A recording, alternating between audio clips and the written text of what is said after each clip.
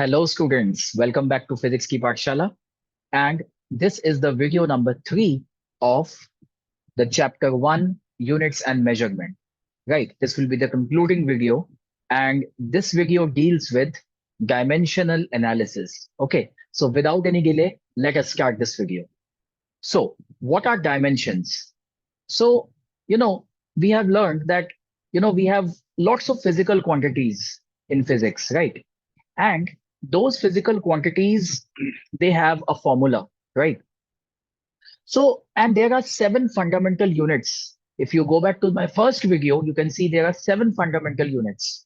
So all the units, all the other units, derived units, are expressed in the terms of fundamental units, isn't it? So therefore, the dimensions are basically the powers or the exponents to which the base quantities must be raised so that to represent any other quantity. What does it mean? So let us start with the fundamental definition. So dimensions of a physical quantity. So obviously it has to be associated with the physical quantity. So dimensions of a physical quantity are the powers, or you can say the exponents to which base quantities are raised to represent that physical quantity. So the physical quantity that we are representing need not be a fundamental quantity out of those 7. It can be any other derived quantity. So it can be represented in terms of the fundamental 7 quantities, right? So how do we write? We write any physical quantity as it's within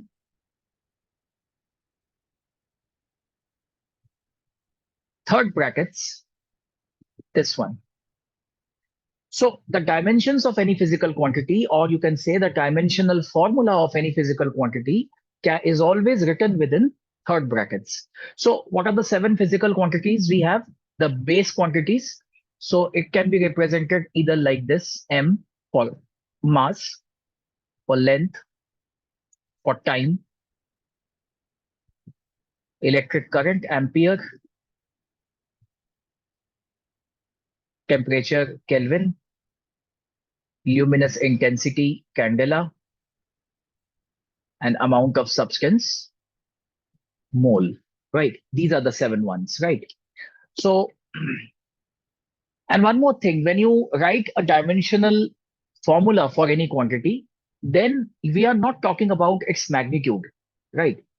For example, if I say in mass 5 kilogram and say 10 kilogram, obviously 10 kilogram is greater than 5 kilogram, but that is, I'm talking about magnitude. When I want to write the dimensional formula for 5 kilogram as well as 10 kilogram, it is going to be come out to be same. वो same निकल के आएगा, ठीक है? तो magnitude की यहाँ पे बात नहीं हो रही है. So there's a point to note. Magnitudes are not considered.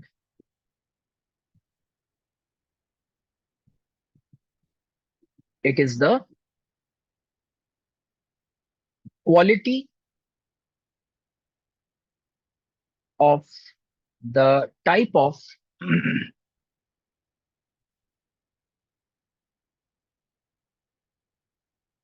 physical quantity that is taken into account. So let us take an example to illustrate this further. इसको एक एग्जांपल से देखते हैं. जैसे मैं कहता हूं कि एक्सेलरेशन के फॉर्मूले में चेंज इन वेलोसिटी आता है, ठीक है? Change in velocity upon time taken. So अगर मैं कहूं चेंज इन वेलोसिटी, या फिर जब मैं equation of motion class ninth में आपने पढ़ा है, v is equal to u plus a t, उसमें u होता है इनिशियल वेलोसिटी। तो मैं अगर बात करूं इनिशियल वेलोसिटी, फिर मैं बात करूं फाइनल वेलोसिटी, फिर मैं बात करूं एवरेज वेलोसिटी, और for that matter speed also. जबकि हमें पता है स्पीड एंड वेलोसिटी में डायरेक्शन का फर्क है, स्पीड में कोई डायरेक्शन नहीं होती, वेलोसिटी में स्पीड के साथ साथ एक डायरेक्शन होती है। ठीक है, तो स्पीड है स्केलर क्वांटिटी, वेलोसिटी है वेक्टर क्वांटिटी। पर सारी बातों से परे यहाँ पे हम ना तो मैग्नीट्यूड्स की बात कर रहे हैं, ना यहाँ पे हम स्केलर वेक्टर की बात कर रहे हैं। तो ये सारी चीजें जो मैंने लिखी हैं आपके सामने, change in velocity, initial velocity, final velocity, average velocity, speed, ये सब के सब रिप्रेजेंट होते हैं एक ही तरीके से, that is length upon time. ठीक है, velocity is displacement upon time, that is length upon time. So all of these are represented, all these represented by length divided by time. So the dimensional formula will be L upon T। ठीक है, third bracket में लिखना है, तो इसको कैसे हम लिख सकते हैं, that is L T minus one. T नीचे है ना डिनोमिनेटर में, टी ऊपर चला जाएगा, टी की power minus one. That means हम क्या कह सकते हैं कि ये जो जितनी भी क्वांटिटीज मैंने लिखी हैं, डायमेंशनली ये सारी इक्विवेलेंट हैं। ठीक है, और इनके डायमेंशंस क्या हैं, लेंथ का डायमेंशन है वन, देखो एल की पावर है वन, तो लेंथ का डायमेंशन है वन, एंड टाइम का डायमेंशन है माइनस वन, टी की पावर है माइनस वन। तो इसी तरह से अब एक टेब्यूलर फॉर्म में हम फिजिकल क्वांटिटीज लिखेंगे, उसके बेसिक फॉर्मूले लिखेंगे, और उसके डायमेंशनल फॉर्मूले लिखते हुए चलेंगे। ठीक है, तो एटलीस्ट जितने मैं अभी लिखूंगा इतने आपको तो 11th क्लास के स्टार्टिंग में तो एटलीस्ट कितने पता होने चाहिए टू स्टार्ट विथ। ठीक है, आगे आगे जैसे जैसे हम over the span of 2 years 11th and 12th हम नई नई क्वांटिटी सीखते जाएंगे, तो उनके डायमेंशनल फॉर्मूले हम तब तब निकालते जाएंगे। ठीक है, तो अभी के लिए जितनी मैं लिख रहा हूं उतनी अभी के लिए स्टार्टिंग के लिए और क्लास 11 काफी है टू स्टार्ट विथ। तो शुरू करते हैं हमारा टेबुलर फॉर्म में टेबल। तो सबसे पहले मैं डालूंगा यहाँ पे सीरियल नंबर, फिर है फिजिकल क्वांटिटी, उसके बाद है उस क्वांटिटी का बेसिक फॉर्मूला। देखिए, उस फिजिकल क्वांटिटी का बेसिक फॉर्मूला हमें पता होना चाहिए, अदरवाइज हम उसके ऑब्वियसली डायमेंशंस निकाल नहीं सकते हैं। तो serial number, physical quantity, basic formula, and then dimensional formula.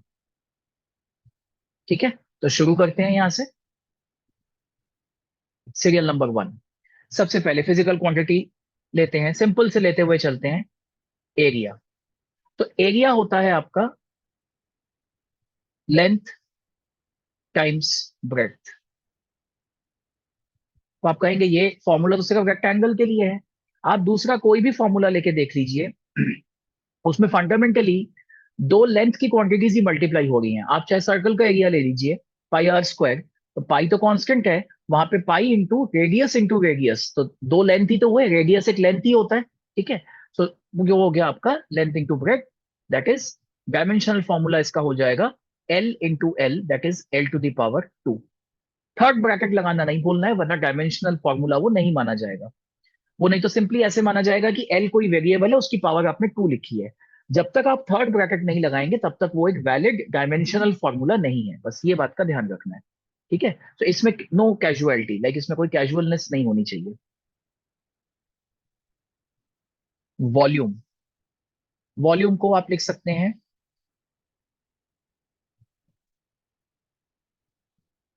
Length into breadth into height. तो ये तीन लेंथ की क्वांटिटीज हो गई जो मल्टीप्लाई हो गई हैं, तो ये हो गया आपका L cube. Number three, density,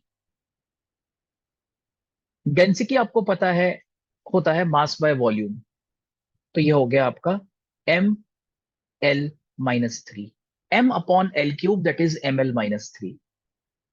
fourth, frequency, frequency होता है one upon time period, one upon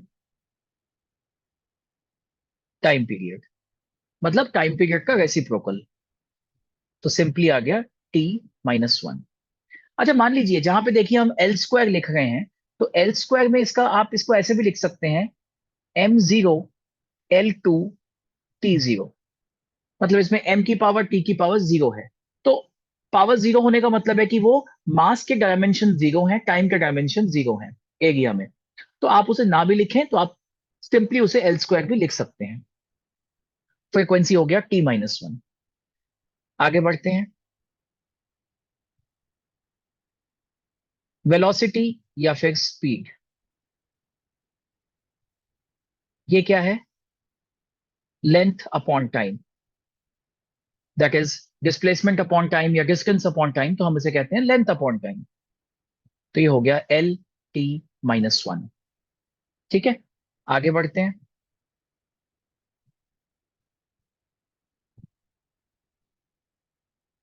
serial number, physical quantity, basic formula, dimensional formula. तो कितने सीरियल नंबर तक हो गया था? फाइव तक हो गया था। नंबर सिक्स, इसमें आता है अब नेक्स्ट आपका acceleration. Acceleration is basically change in velocity upon time. तो मैं इसे, change in velocity is basically velocity, तो velocity upon time that is L T minus two. ठीक है, velocity is L T minus one, ये देखिए velocity is L T minus one, L T minus one upon T that is L T minus two. Number seven, force. Force is mass times acceleration, तो M और जो बचा हुआ acceleration का है वो एज इट इज आ जाएगा M L T minus two.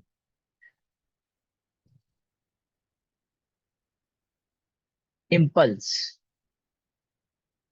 Impulse is force into time. देखिए फोर्स के डायमेंशन है M L T minus two into time, तो ये आपका बन जाएगा M L T minus one. ठीक है, T minus two into T becomes T minus one. ये इम्पल्स जो है ये फिजिकल क्वांटिटी कहाँ पे आती है? ये सेकंड लॉ ऑफ मोशन में आती है। ठीक है, शायद आपने नाइन्थ में इसके बारे में पढ़ा नहीं है, इलेवेंथ में लॉज ऑफ मोशन में आएगा इम्पल्स। जब कोई फोर्स बड़े शॉर्ट इंटरवल ऑफ टाइम के लिए एक्ट होती है तो उनको इम्पल्सिव फोर्सेस कहते हैं, तो दैट इज कॉल्ड इम्पल्स। इसको चेंज इन मोमेंटम भी कहा जाता है, अभी मोमेंटम भी आते हैं धीरे धीरे। इसके बाद है वर्क या फिर एनर्जी। जब मैं कहता हूं एनर्जी, तो इसमें all types of energy they come inside it, kinetic energy, potential energy, gravitational energy, electrostatic energy, any kind of goddamn energy comes under energy. ठीक है, तो ये बेसिकली आपका फंडामेंटल डेफिनेशन क्या है? फोर्स इनटू डिस्प्लेसमेंट, तो ये हो जाएगा M L two T minus two. Force है M L T minus two into L becomes M L two T minus two. Next comes power. Power is work upon time. ये work है मेरे पास M L two T minus two, इसको time से divide करेंगे तो आ जाएगा M L two T minus three. ये आ गया पावर आपके पास। Next,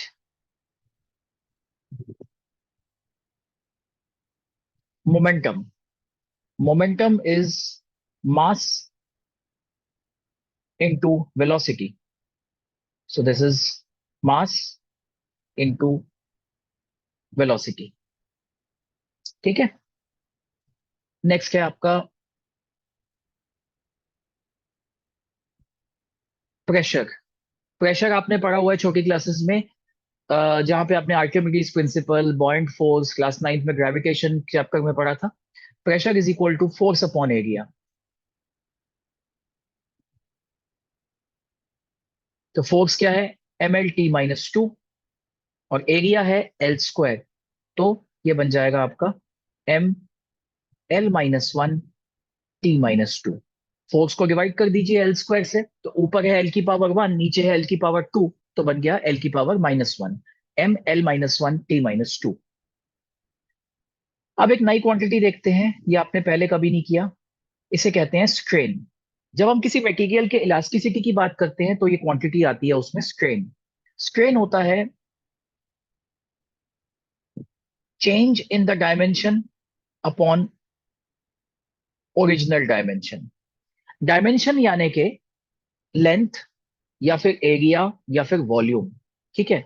so change in length upon original length, इस रेशियो को स्ट्रेन कहते हैं। या change in area upon original area, इसको स्ट्रेन कहते हैं। इस तरह से। तो बेसिकली आप देखो कि एक रेशियो है सेम क्वांटिटीज का। तो ऊपर भी लेंथ है न्यूमरेटर में, और डिनोमिनेटर में भी लेंथ है। तो क्या इसके कोई डायमेंशंस होंगे? इसके कोई डायमेंशंस नहीं होंगे। तो हम इसको लिखेंगे m0 l0 t0, और आप इसे सिंपली लिखेंगे डायमेंशनलेस। ठीक है। इसे आप सिंपली क्या लिखेंगे? डायमेंशनलेस। इसके कोई डायमेंशंस नहीं है। पर डायमेंशंस ना होने का मतलब कई बार ये नहीं होता कि उसके यूनिट्स भी ना हो। फॉर एग्जांपल अभी आगे ऐसे एग्जांपल्स आएंगे जहां पे वो फिजिकल क्वांटिटी डायमेंशनलेस तो है, लेकिन उसके यूनिट्स तो हैं। ठीक है। तो ऐसे भी क्वांटिटीज आएंगी, तो देखते हैं वो आगे, जैसे आगे से आगे चलते हैं। स्ट्रेन के बाद है सरफेस टेंशन।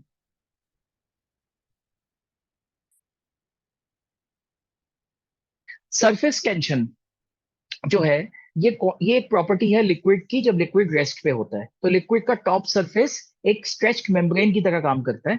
तो surface tension by definition is force पर यूनिट लेंथ। अच्छा, सरफेस टेंशन को टेंशन से कंफ्यूज मत कीजिएगा। लॉज ऑफ मोशन में एक क्वांटिटी आएगी tension, tension in the string, tension in the rope. तो फोर्स एंड टेंशन एक ही चीज होती है। तो टेंशन के डायमेंशंस फोर्स वाले ही होते हैं, लेकिन सरफेस टेंशन अलग चीज है। सरफेस टेंशन है लिक्विड के प्रॉपर्टी में, which is force upon length. तो आप देखिए फोर्स है ml t - 2, ml t - 2 upon l, so that is m t - 2। L नहीं रहेगा क्योंकि उसमें l⁻1 था, डिनोमिनेटर में एक l आ गया, तो एल एल कैंसिल हो गया, l⁻0 हो गया। दैट इज एल की डिपेंडेंस अब नहीं रही इसमें, तो ये बन गया m t - 2। अब ऐसी क्वांटिटीज आपको मिलेंगी काफी, जैसे जैसे हम आगे बढ़ते जाएंगे। वेलोसिटी ग्रेडियंट, किसी भी चीज का ग्रेडियंट लेने का यह मतलब होता है कि हम जब उसको डिस्टेंस से डिवाइड करते हैं। So velocity upon distance. ठीक है। वेलोसिटी अपॉन डिस्टेंस, किसी भी चीज का अगर मैं डिस्टेंस के टर्म्स में उसका चेंज मेजर करने की कोशिश करता हूं तो वो उसका ग्रेडियंट कहलाता है। इसी तरह से प्रेशर ग्रेडियंट भी होता है। वेलोसिटी ग्रेडियंट कहाँ पे हमारा यूटिलाइज होता है? फॉर एग्जाम्पल, जब एक लिक्विड फ्लो कर रहा है तो लिक्विड का बेस से लेके टॉप तक डिस्टेंस जो है, डिस्टेंस के साथ साथ लिक्विड के लेयर्स की क्या वेलोसिटी है, कैसे कैसे वेलोसिटी चेंज हो रही है। ठीक है, that is called velocity gradient. तो वेलोसिटी ग्रेडियंट आप खुद सोचिए, वेलोसिटी है l⁻t - 1 upon distance, that is l। तो क्या बचा? सिर्फ t - 1, l⁻t - 1 upon l, which is t - 1। तो देखिए आप, वेलोसिटी ग्रेडियंट के डायमेंशंस, और अगर मैं पिछले पेज पे जाऊं, फ्रीक्वेंसी के डायमेंशंस नंबर 4 पे, t - 1, frequency is also t - 1 and velocity gradient is also t - 1। तो कई बार ऐसा भी होता है कि हमारे पास दो फिजिकल क्वांटिटीज के डायमेंशन सेम होते हैं, लेकिन वो दूर दूर तक उनका कोई लेना देना नहीं है। They do not, you know, उनका कोई आपस में लिंक नहीं है। फ्रीक्वेंसी एक वेव से रिलेटेड क्वांटिटी है, ठीक है, एंड ऑसिलेशन से रिलेटेड क्वांटिटी है। एंड वेलोसिटी ग्रेडियंट आपकी डिस्टेंस के साथ साथ वेलोसिटी कैसे चेंज हो गई है उस वेरिएशन को बताता है। तो डायमेंशनल फॉर्मूला सेम हो ही सकता है। but that doesn't mean that they have a connection always. Next, angle. कोई भी चीज का जब आप एंगल मेजर करते हैं तो बेसिकली ये एंगल जितने आर्क पे ओपनड है, आर्क अपॉन रेडियस. ठीक है. So arc is also a length and radius is also a length. So this is again length upon length. It is all the power 0. So this is dimensionless. But dimensionless होने का ये मतलब नहीं है कि angle की unit नहीं होती. हमने पढ़ा है इसमें वीडियो नंबर 1 में कि एंगल जो है वो one of the supplementary units है प्लेन एंगल की अगर हम बात करें, और एंगल की यूनिट्स होती हैं रेडियंस. तो यूनिट तो है लेकिन कोई उसके डायमेंशंस नहीं है. तो आगे बढ़ते हैं, और भी कुछ है फिजिकल क्वांटिटीज. हेडिंग डाल लेते हैं फिर से. Serial number, physical quantity, basic formula,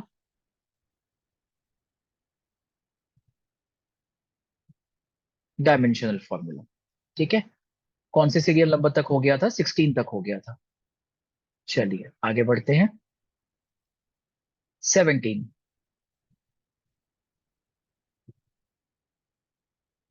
angular velocity. अभी हमने देखा एंगल निकाला हमने. एंगल जितने क्विकली चेंज होता है उसे एंगुलर वेलोसिटी कहते हैं. सो this is angle upon time. तो एंगल की तो कोई डायमेंशंस होती नहीं है, m0 l0 t0, पर अब नीचे डिवाइड में टाइम आ गया है. तो ये टाइम जब ऊपर जाएगा न्यूमरेटर में तो ये t की पावर -1 बन जाएगा angular velocity.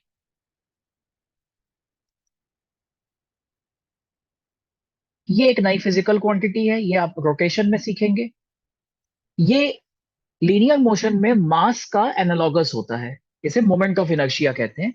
So moment of inertia define होता है एज मास इनटू डिस्टेंस का स्क्वायर. तो ये हो जाएगा मास इंटू एल का स्क्वायर, ml स्क्वायर. 19. ये वेवलेंथ है. ठीक है. वेव से रिलेटेड एक क्वांटिटी है. Speed of the wave is equal to frequency of the wave times wavelength of the wave. तो wavelength it's basically measured in metres. It's a length basically. So it is distance. So dimensional formula is simply L. Next, torque. Torque एक ऐसी force होती है जो rotational effect produce करे. ठीक है. सो torque is basically force into perpendicular distance. तो ये आपका हो गया ml t-2 फोर्स का into distance. So that is ml2t-2. ठीक है.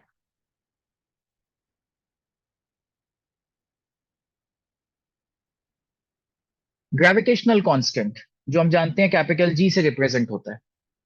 अब आपको पता है कि formula F is equals to g m1 m2 by r square, the famous Newton's gravitational formula.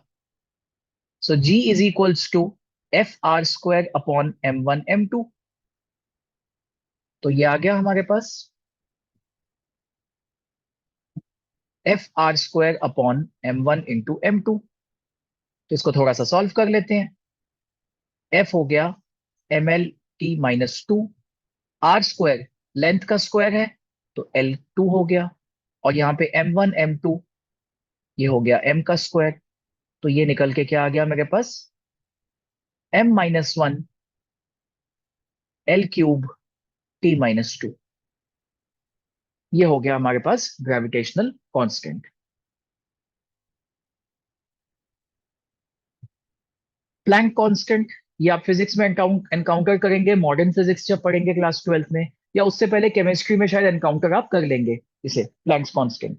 तो Planck's constant is basically light की जो एनर्जी का पैकेट होता है, फोटोन. ठीक है. तो that energy packet is related to frequency by the Planck's constant. तो energy upon frequency is Planck's constant. इसको रिप्रेजेंट करते हैं by symbol small h. So this is energy upon frequency. तो एनर्जी के क्या थे हमारे पास, ये देखिए यहां पे एनर्जी का था mL2T-2. तो mL2T-2 अपॉन T, तो ये बन गया आपका mL2T-1. जहां पे डाउट लगे आप करके देख सकते हैं. mL2T-2, थर्ड ब्रैकेट लगाना नहीं भूलना. और frequency is T-1. Frequency T नहीं है, फ्रीक्वेंसी है T-1, reciprocal of time period. तो ये T ऊपर चला जाएगा तो mL2T-1 हो जाएगा. प्लैंक्स कांस्टेंट के बाद एक वीन्स कांस्टेंट आता है. वीन एक साइंटिस्ट का नाम था. ये रिलेटेड है स्केलर ल्यूमिनोसिटी से. जहां पे स्केलर लाइट आती है, जो स्टार्स से लाइट आती है, उसका स्टार का सरफेस टेम्परेचर कितना है और कितनी मैक्सिमम वेवलेंथ की वो रेडिएशन एमिट करता है, इन दोनों में एक रिलेशन होता है. तो wavelength into temperature is Wien's constant. ठीक है, ये हम चैप्टर 11 में पढ़ेंगे, चैप्टर 11 में. ठीक है, थर्मल प्रॉपर्टीज ऑफ मैटर में. सो this is wavelength times temperature. Wavelength के डायमेंशंस क्या हैं, लेंथ के. तो एल. और टेम्परेचर, टेम्परेचर भी एक फंडामेंटल क्वांटिटी है. देखिए यहाँ पे फर्स्ट पेज, टेम्परेचर भी एक फंडामेंटल क्वांटिटी है, केल्विन. तो आपका हो जाएगा L N capital K, L की पावर 1, के की power 1. Next, universal gas constant. इसका सिंबल होता है कैपिटल आर.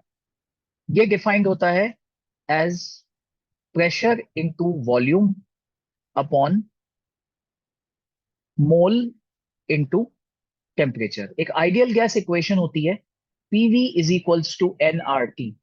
तो यहां से आर आ गया PV upon N T. N is the number of moles. तो बेटा pressure into volume. So pressure का यहां पे क्या हो जाएगा, प्रेशर का हम निकाल चुके हैं पहले, आपको दिखा देते हैं. Pressure is mL-1T-2. mL-1T-2. Volume is L cube. Mole, अब ये 7 फंडामेंटल्स में से एक है, एमओएल. अब थर्ड ब्रैकेट, आप जब तक ओनली एमओएल लिखते हैं तब तक वो सिंबल है. थर्ड ब्रैकेट में डाल दिया तो अब वो मोल के डायमेंशंस हो गए. And temperature is kelvin. तो ये हो गया आपका M L 2T-2 MOL-1 K-1. Third bracket close. mL2T-2 MOL-1 K-1. ठीक है. अब कुछ ऐसी क्वांटिटीज करते हैं जिसके बारे में आपने 10th क्लास में किया है इलेक्ट्रिसिटी के चैप्टर में, उससे रिलेटेड. और कुछ लाइट से रिलेटेड भी आपने चीजें की थी, तो अब वो वाले करते हैं.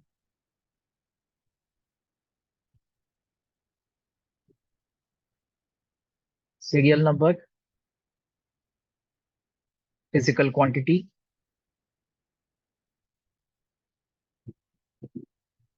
Basic formula, dimensional formula. कितने नंबर तक हो गया था, 24 सीरियल नंबर तक हो गया था. 25. अगर मैं बात करूं चार्ज की, that is I am talking about electric charge, इसको क्यू से डिनोट करते हैं. तो चार्ज होता है आपका करंट इनटू टाइम. करंट होता है ना charge upon time. So charge is current into time. अब जो करंट है मेरा, वो भी वन ऑफ द 7 फंडामेंटल्स में से एक है, ए. A within third bracket. So this is A and T. ठीक.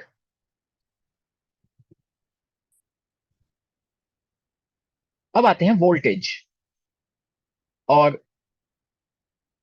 पोटेंशियल डिफरेंस, जिसको V से डिनोट करते हैं. पोटेंशियल डिफरेंस होता है work done per unit charge. ये भी कुछ नया नहीं है, आपने क्लास 10th में किया है. Work done per unit charge. तो वर्क डन है mL2T-2 अपॉन चार्ज AT. तो ये हो गया आपका mL2T-3A-1.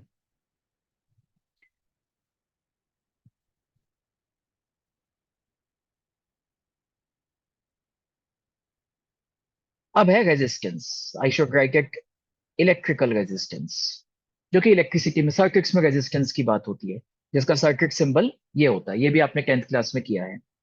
आपने 10th क्लास में किया है Ohm's law, V is equal to I are.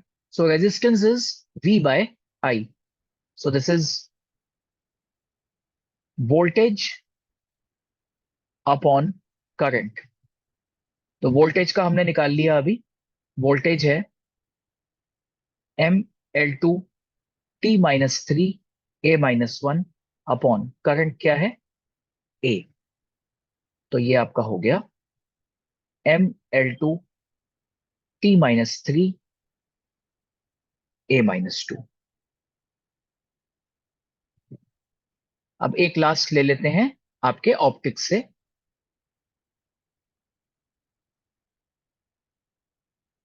Refractive index, इसको सिंबल हम म्यू से डिनोट करते थे, या 10th क्लास में आपने शायद इसको N से भी डिनोट किया होगा. रिफ्रैक्टिव इंडेक्स होता था speed of light in free space upon speed of light in the medium. तो आप कहते थे ना, refractive index of that medium is speed of light in free space upon speed of light in medium. तो आप देखिए, ये ratio फिर से स्पीड अपॉन स्पीड है. न्यूमरेटर में भी स्पीड है, डिनोमिनेटर में भी स्पीड है. तो बेसिकली ये फिर हो गया आपका LT-1 अपॉन LT-1. तो ये हो गया M0L0T0. सेम डायमेंशन हैं ऊपर और नीचे, तो ये डायमेंशन लेस हो गया.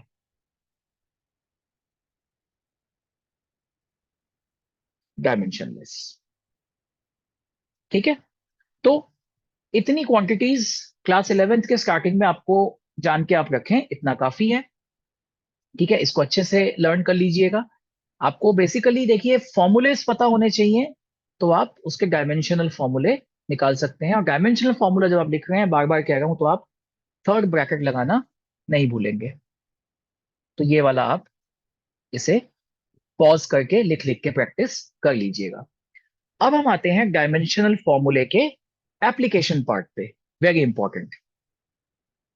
तो ये तो हमने सीख लिया कि किसी फिजिकल क्वांटिटी के डायमेंशंस क्या होते हैं.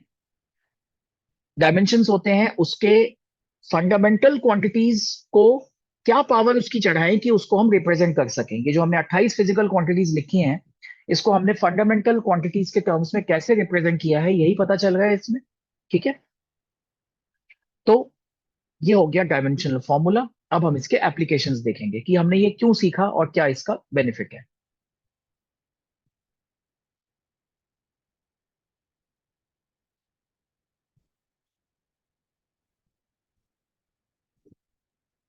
Applications of dimensional analysis.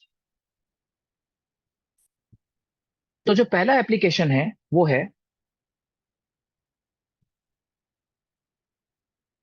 Checking the dimensional consistency of an equation. किसी इक्वेशन की डायमेंशनल कंसिस्टेंसी चेक करना, that is dimensionally equation correct है या नहीं. अगर आपको किसी ने एक इक्वेशन दे दी तो आप उस इक्वेशन को टेस्ट कर सकते हैं कि सबसे पहले वो इस इक्वेशन पे कोई वैल्यू पुट करके कुछ निकालने से पहले वो इक्वेशन डायमेंशनली करेक्ट है कि नहीं। ठीक है, तो एक एग्जांपल लेके शुरू करते हैं। तो जैसे कि first example I am taking the very well known equation s is equal to ut plus half at square. अब आपको तो पता है ये इक्वेशन करेक्ट है, लेकिन हम इसे डायमेंशनली चेक कैसे करें? तो हम पहले क्या करेंगे, हम डायमेंशन लिखेंगे पहले s के। पर उसके लिए हमें ये पता पहले होना चाहिए कि जो दोनों हम चीजें निकाल रहे हैं उनके फिजिकल क्वांटिटीज क्या हैं। हमें उसकी नॉलेज तो ऑब्वियसली होनी चाहिए, वरना हम उसके डायमेंशंस कैसे पता लगाएंगे, हम उसकी कंसिस्टेंसी कैसे चेक करेंगे। तो वो फिजिकल क्वांटिटी क्या है, उसकी प्रायर नॉलेज हमें होनी चाहिए। ठीक है, नहीं होगा तो हमें वो गिवन होगा क्वेश्चन में, तो घबराने वाली कोई बात नहीं है। तो डायमेंशन हम निकालेंगे एस का। एस क्या है यहाँ पे? डिस्प्लेसमेंट। तो हमें पता है डिस्प्लेसमेंट इज बेसिकली लेंथ, तो इसके डायमेंशन हो गए एल। तो ये तो मेरा हो गया एलएचएस। तो कोई भी इक्वेशन डायमेंशनली कंसिस्टेंट कब होगा? जब उसके एलएचएस के डायमेंशंस उसके आरएचएस के डायमेंशंस के इक्वल होंगे। अब हम बात करते हैं आरएचएस की। आरएचएस में आप देख सकते हो कि आरएचएस में दो टर्म्स हैं, एक ये वाली टर्म है और एक ये वाली टर्म है, बीच में एक प्लस का साइन है। तो हमें क्या करना होगा यहां पर, हम पहले डायमेंशन एक एक टर्म का इंडिविजुअली निकालेंगे। डायमेंशन हम यूटी का निकालेंगे। You is initial velocity, that is L T minus one, साथ में मल्टीप्लाई हो रहा है टाइम। तो ये हो गया आपका t minus one and t cancel हो गया, आपके पास बचा l। अब हम डायमेंशनल निकालेंगे हाफ ए टी स्क्वायर का। देखो बेटा, हाफ एक नंबर है तो हाफ का कोई डायमेंशन नहीं है। एक्सेलरेशन का है एल टी माइनस टू, उसके बाद है टी स्क्वायर मल्टीप्लाई हो रहा है टी स्क्वायर। तो t minus two and T square cancel हो गया, ये आपके पास बचा l। तो आरएचएस में देखो आपके पास आ गया l प्लस l। अब यहां पे इसको आप 2l मत लिख दीजिएगा, क्योंकि अगेन ये अलजेब्रा नहीं है, कि ये कोई वेरिएबल l नहीं है कि l प्लस l 2l लिख दिया। ये सिर्फ रिप्रेजेंट ये कर रहा है कि ये एक फिजिकल क्वांटिटी है जिसके डायमेंशंस हैं लेंथ के। तो ये मतलब ये कर रहा है कि लेंथ के डायमेंशंस प्लस लेंथ के dimensions will give you only length के डायमेंशंस। दिस मीन्स दिस, इसका मीनिंग ये है कि लेंथ का डायमेंशन प्लस लेंथ का डायमेंशन आपको लेंथ का ही डायमेंशन देगा ना, ऑब्वियस सी बात है। 5 किलोग्राम प्लस 3 किलोग्राम आपको 8 किलोग्राम ही देगा। Mass plus mass is mass only. Length की बात करें, 15 metres plus 2.5 metre will be 17.5 metre only. ऐसा तो नहीं होगा कि 15 metre plus 2.5 metre will be 17.5 seconds.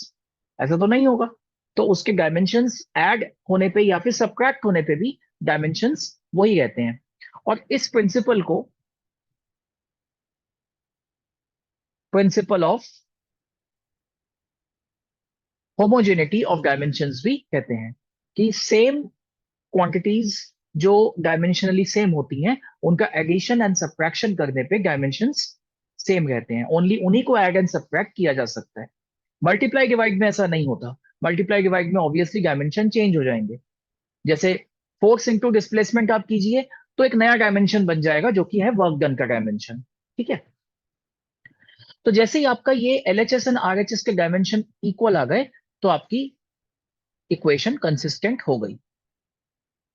तो dimension of LHS equal to dimension of RHS, therefore equation consistent dimensionally. ठीक है, कुछ और एग्जांपल्स लेते हैं। एग्जांपल नंबर 2, जैसे आपको बोला गया है कि t है, it is equal to some k under root of rho R cube upon में s। अब जब तक मैं ये नहीं बताऊंगा कि ये क्वांटिटीज है क्या क्या, तो तब तक आप इसका कुछ नहीं कर सकते। तो बता देते हैं, ये है टाइम पीरियड, ये k कोई कांस्टेंट है जिसको मैं पहले से ये बता देता हूं कि ये डायमेंशन लेस है। तो अगर डायमेंशन लेस है तो बस इसका तो मैं कुछ कर ही नहीं सकता। इसकी मैं कोई डायमेंशंस लिख के कुछ चेक कर ही नहीं सकता, तो ये एज इट इज इडल पड़ा रहेगा, कुछ नहीं होगा इसका। रो जो है वो डेंसिटी है, आर जो है वो डिस्टेंस है, और एस जो है वो सरफेस टेंशन है। ये फिजिकल क्वांटिटी हमने की है।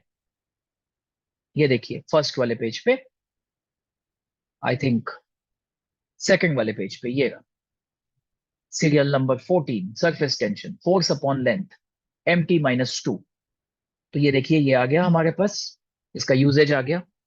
तो अब हमें चेक करना है कि ये इक्वेशन करेक्ट है कि नहीं है। तो शुरू करते हैं।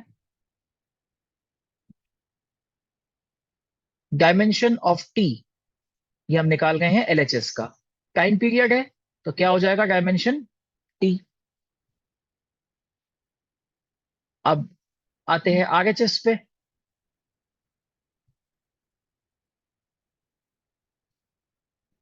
Dimension of K under root of rho R cube upon में S.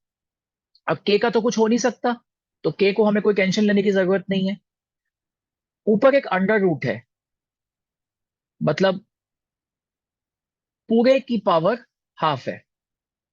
Density, density is mass by volume ml-3, और यहां पे r है डिस्टेंस, तो ये हो गया L cube. Surface tension, surface tension is mt-2, force upon length. तो अब देखिए यहां पे क्या क्या कैंसिल हो जा रहा है, l-3 एल क्यूब कैंसिल हो गया, m कैंसिल हो गया, t-2 न्यूमरेटर में आएगा तो बन जाएगा t2, और इसकी पावर हाफ है, तो 2 से हाफ कट गया आपका, ये आ गया t की पावर 1। तो ये एलएचएस और आरएचएस के डायमेंशंस इक्वल हो गया। So therefore equation is consistent. ठीक है, इक्वेशन इज डायमेंशनली करेक्ट। एक और एग्जांपल लेते हैं, एग्जांपल नंबर 3। कई बार हम कंजर्वेशन ऑफ एनर्जी में ये वाला इक्वेशन हमारे सामने आता है, that is mgh is equals to half mv²। mgh होता है हमारा potential energy, symbol is capital U, and this is kinetic energy written as capital K। तो इसके डायमेंशन चेक कर लेते हैं फटाफट।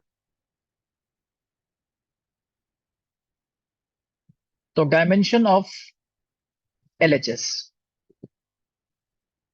या फिर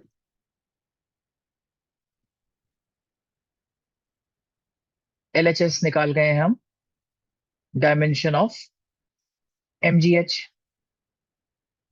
मास का क्या हो जाएगा m। What is G, acceleration due to gravity. अब एक्सेलरेशन लीनियर मोशन में हो या ग्रेविटी की वजह से हो, एक्सेलरेशन तो एक्सेलरेशन है। इसका हो गया LT-2, और h क्या हो गया आपका l, हाइट लेंथ, तो दिस इज ml2T-2। अब देख सकते हैं ये वर्क डन के डायमेंशंस हैं, चेक करो। वर्क और energy ml2T-2।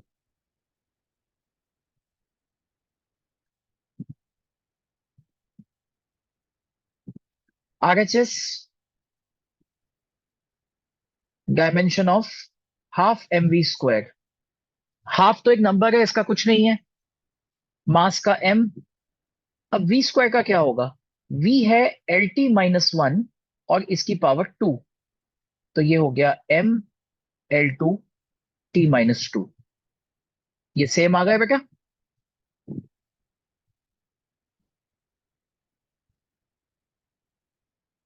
therefore consistent, so this equation is correct। अब इसमें एक और टाइप का क्वेश्चन करते हैं, इसमें प्रिंसिपल ऑफ होमोजेनिटी भी हमारा यूज होगा, और डायमेंशन का ये चेकिंग द करेक्टनेस भी चेक होगा। आपको एक इक्वेशन गिवन है, P is equals to A X plus B T square. जान लेते हैं क्या क्या क्वांटिटीज हैं ये। पी है प्रेशर, एक्स है डिस्टेंस, टी है टाइम, और ए एंड बी कोई आर्बिट्ररी कांस्टेंट्स हैं, लेकिन ये डायमेंशन लेस कांस्टेंट्स नहीं है, ये डायमेंशनल कांस्टेंट्स हैं। मतलब ये कांस्टेंट्स तो हैं लेकिन इनके डायमेंशंस हैं। एग्जाम्पल के तौर पे जैसे ये यूनिवर्सल ग्रेविटेशनल कांस्टेंट, ये एक कांस्टेंट है पूरे यूनिवर्स के लिए लेकिन इसके डायमेंशंस हैं। प्लैंक्स कांस्टेंट पूरे यूनिवर्स में कांस्टेंट है, इसके डायमेंशंस हैं। Wien's constant, universal gas constant, ये सारे डायमेंशन कैरी करने वाले कांस्टेंट्स हैं। So these are dimensional constants. तो ए एंड बी कुछ उस प्रकार की क्वांटिटी है। आपसे पूछा गया है कि आप dimension of A divided by B ढूंढ के निकालिए। ए अपॉन बी जो फ्रैक्शन है उसके डायमेंशन आप ढूंढ के निकालिए। तो कैसे निकलेगा? इसमें हम होमोजेनिटी का कॉन्सेप्ट लगाएंगे कि अगर मेरा लेफ्ट हैंड साइड प्रेशर है तो मेरे राइट हैंड साइड पे जो ये दो चीजें ऐड हो रही हैं, this and this, they should individually be also equal to pressure. ठीक है? तो दैट मीन्स मैं कहूंगा कि डायमेंशंस ऑफ ए एक्स जो होंगे वो डायमेंशंस ऑफ प्रेशर के इक्वल होंगे। तो प्रेशर के डायमेंशंस क्या होंगे? Force upon area, force upon area, so that is M L minus one T minus two. ये प्रेशर का हो गया dimensions. That means dimension of A क्या होगा? प्रेशर का dimension M L minus one T minus two upon x. X का dimension क्या है? एक्स है डिस्टेंस, तो ये लेंथ नीचे आ जाएगा, एक्स को नीचे ले आया मैं, तो this will give me the dimensions of A. So it will be M L minus two T minus two. ये किसके डायमेंशंस निकल गए? ए के। सिमिलरली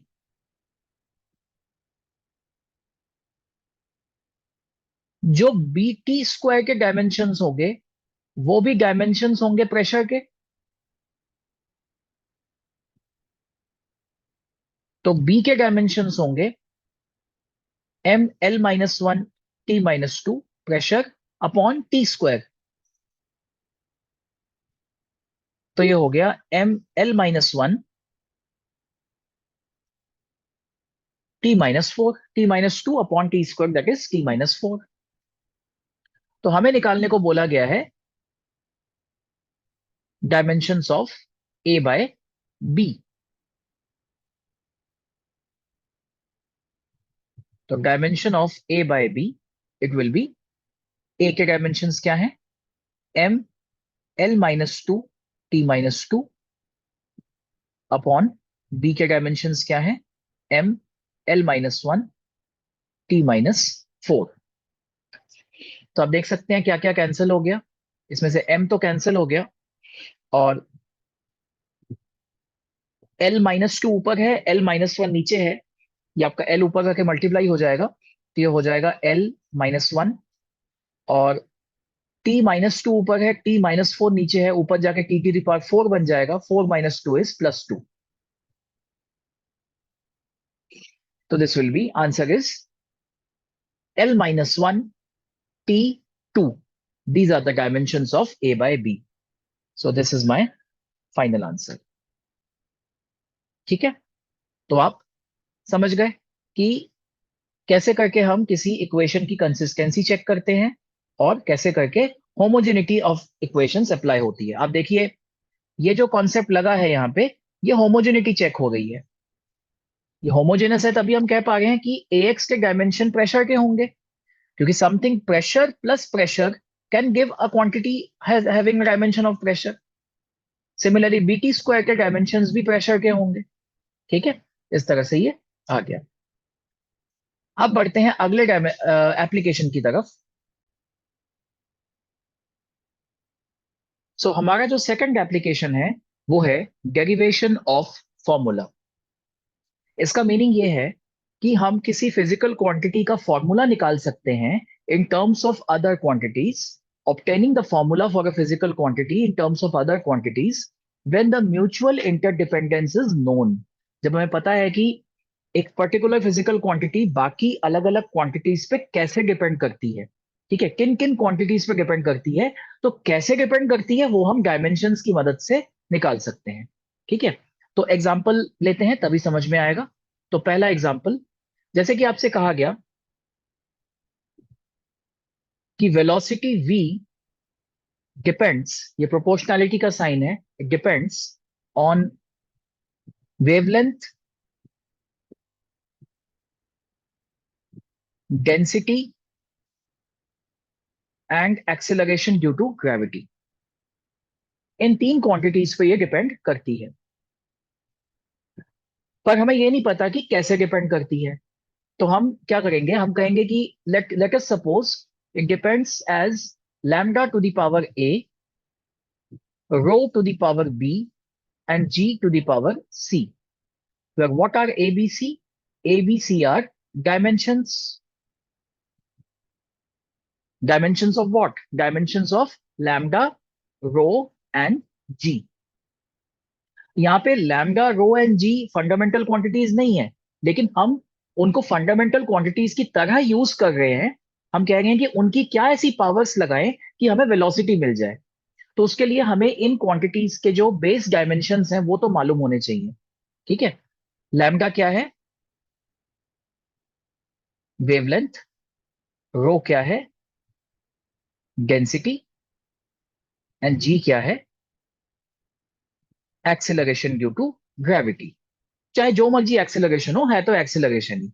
तो शुरू करते हैं। तो सबसे पहले हम प्रोपोर्शनैलिटी कांस्टेंट हटाएंगे तो हमारे पास एक के आएगा।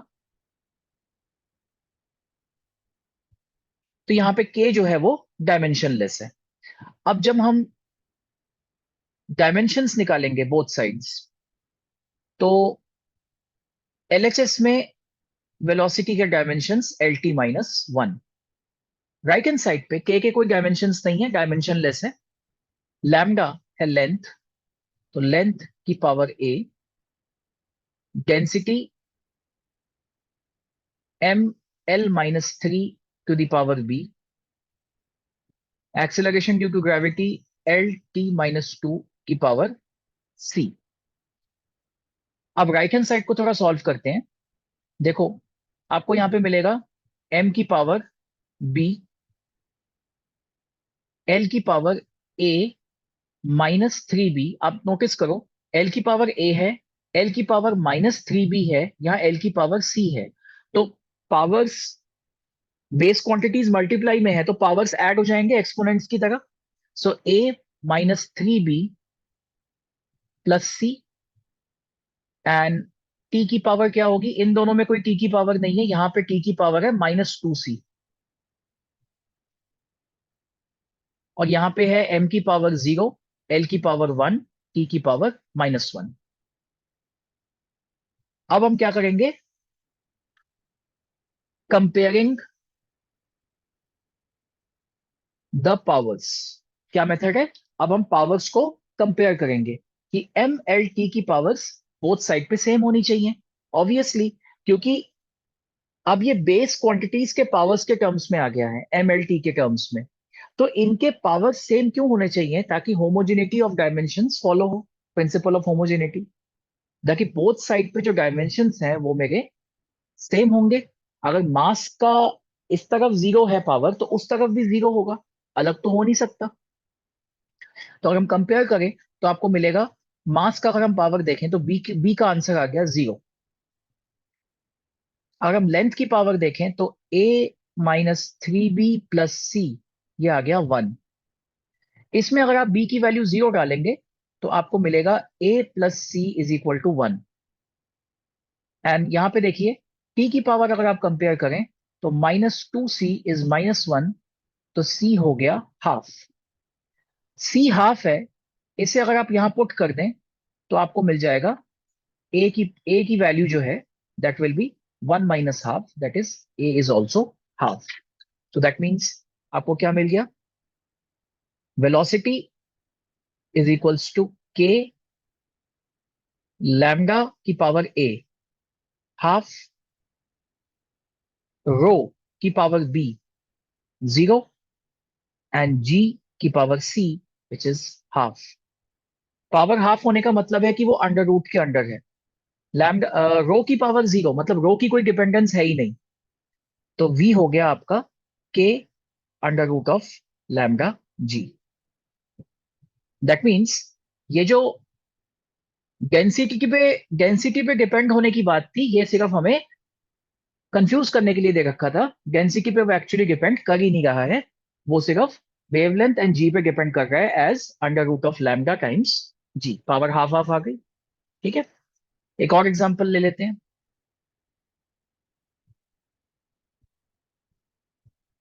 एग्जांपल 2. इसमें कहता है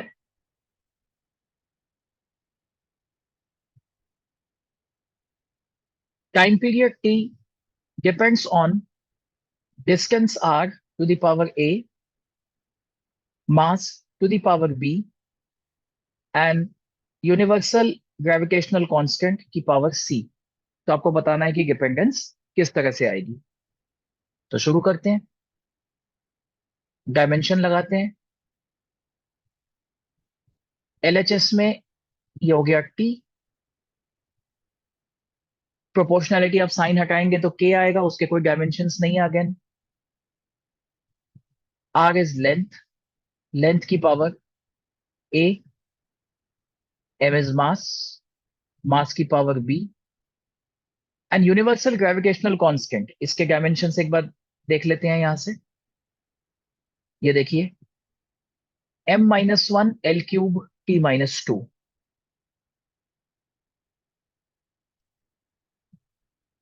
m-1 एल क्यूब t-2 की power C.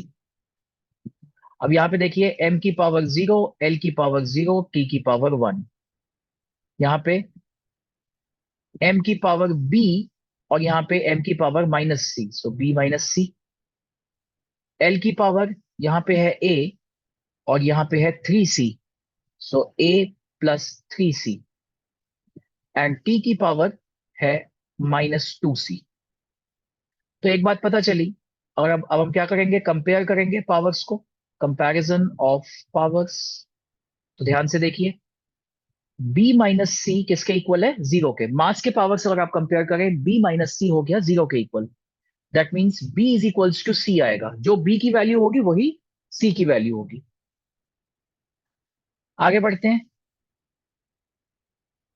a plus 3c ये 0 के इक्वल होगा. अभी हमें c की वैल्यू नहीं पता, बस इतना पता है कि c b के इक्वल है और a प्लस 3c 0 के इक्वल है. और t के पावर्स कंपेयर करें तो हमें मिलेगा -2c इज इक्वल्स टू 1. तो c की वैल्यू मिल गई यहां से -हाफ. यहां पे वैल्यू डालते हैं. a plus 3 times -half is equal to 0. a -3/2 is equals to 0. That is a is equals to 3/2. And similarly यहां से b की वैल्यू क्या मिल जाएगी जो कि c के ही इक्वल है? That is -half. ये मिल गया हमें. दैट मीन्स हमारा आंसर आ गया t इज इक्वल्स टू वो dimensionless constant k r to the power 3/2 m की power b that is -half और g की पावर -हाफ. ठीक है. तो ये हमारे पास डिपेंडेंस आ गई. आप इसे फर्दर ऐसे लिख सकते हैं. t is equals to k r to the power 3/2 and this is m g. Denominator में ले जाइए, दोनों की पावर हाफ है तो इसे आप ऐसे लिख सकते हैं पावर 1/2. ठीक है. इसे आप फर्दर लिख सकते हैं r³ बाय mg का अंडर रूट. ठीक है। और आप अंडर रूट हटाएंगे तो आपका अंडर रूट के ऊपर आ जाएगा r⁵ और m⁵ g की पावर हाफ। ये डिपेंडेंस आ गया टाइम पीरियड का r के साथ, m और g के साथ। एक और लास्ट एग्जांपल लेते हैं, क्योंकि इस एग्जांपल अब मैं जो लेने वाला हूं इसमें स्टूडेंट्स बहुत कंफ्यूज करते हैं, वो उस लाइन को मिस आउट कर जाते हैं। तो देखते हैं वो क्या एग्जांपल है।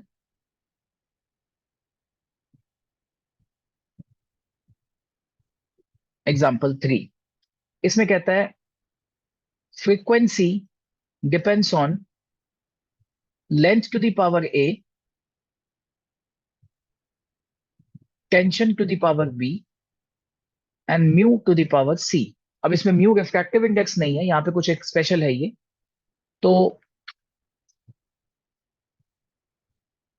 l यहाँ पे लेंथ है, t यहाँ पे टेंशन है, और म्यू यहाँ पे मास पर यूनिट लेंथ है। इसको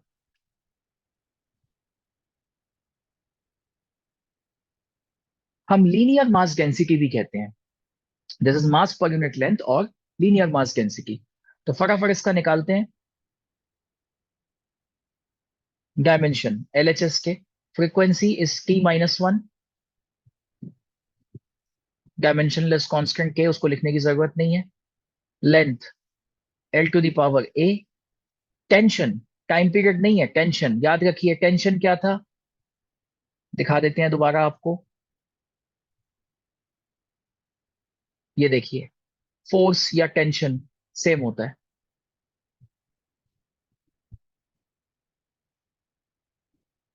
तो basically tension is force. So m l t-2 की पावर b, मास पर यूनिट लेंथ। मास पर यूनिट लेंथ मतलब it will be m upon l, so it will be ml-1, ml-1 की पावर c। तो ये है आपका m0l0t-1। ये हो गया आपका m की power b plus c, l की power a plus b minus c, t की power -2b।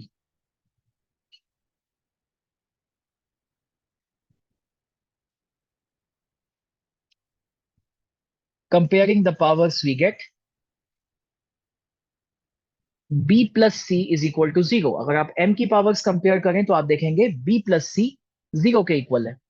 That means b is equals to minus C. b की जो भी वैल्यू आएगी वो c के नेगेटिव होगी। ये तो एक बात पता चली। a plus b minus C is equal to 0 and t के पावर्स अगर आप कंपेयर करें तो -2b इज -1। सो b आ गया हाफ। b आ गया हाफ, तो c जो है वो -b के इक्वल है, तो c आ गया -हाफ। इनकी वैल्यूज डाल दीजिए यहां पर। a प्लस b है हाफ, माइनस c है -half, is equals to 0। Half plus half 1, a plus 1 equal to 0, that is a is equals to -1। तो हमारे पास आ गया, that means answer frequency is equals to constant k, l to the power -1, t to the power half, mu to the power -half. इसका मतलब हो गया this is k bye l और अंडर रूट में t बाय म्यू।